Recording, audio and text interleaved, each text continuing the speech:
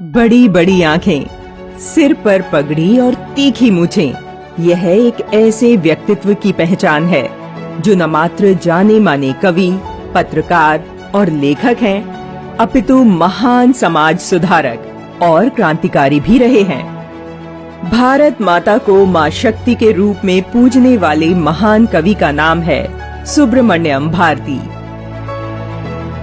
उनका जन्म 11 दिसंबर को तमिलनाडु के एट्टीपुरम में वर्ष 1882 में हुआ। उनके पिता चिन्नास्वामी इंजीनियर और गणितज्ञ थे।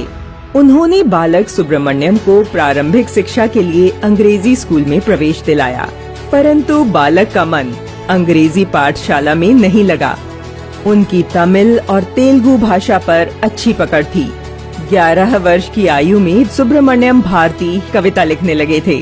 उनकी अद्वितीय प्रतिभा देखकर योगी शिवज्ञान जी ने उन्हें भारती उपाधि से सम्मानित किया था। उनके साथ ही उन्हें कई अलग अलग नामों सुबैया, कालिदास, शैलीदास और शक्तिदास से पुकारते थे। तमिल और तेलुगु के अतिरिक्त सुब्रमण्यम भारती हिंदी, अंग्रेजी, संस्कृत समेत कई भाषाओं का अच्छा ज्ञान रखते थे। उनकी कविताओं में गांडीव की टंकार, पांचजन्य की ध्वनि, इंद्र के वज्र सी उद्घोषणा के समान स्वातंत्र्य की मांग है, जबकि गद्य और पद्य दोनों पर उनका समान अधिकार था। तमिल पत्रिकाओं में कार्टून चित्र का सर्वप्रथम प्रयोग करने का श्रेय भी सुब्रमण्यम भारती को जाता है।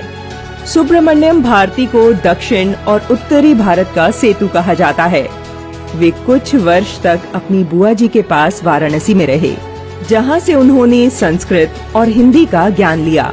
उनके विचार में आया कि हिंदी ही वह भाषा है जो सभी को एक सूत्र में पिरो कर रखती है।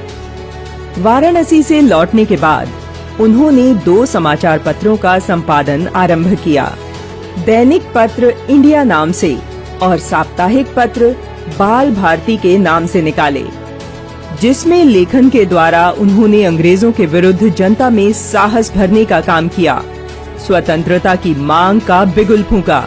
उनकी ओजस्वी कविताओं ने जनमानस में राष्ट्रभक्ति का भाव कूट कूट कर भर दिया। वे भगिनी निवेदिता से भी अत्यंत प्रभावित थे। अपनी एक कविता में निवेदिता को अपनी गुरु के रूप में संबोधित करते हैं।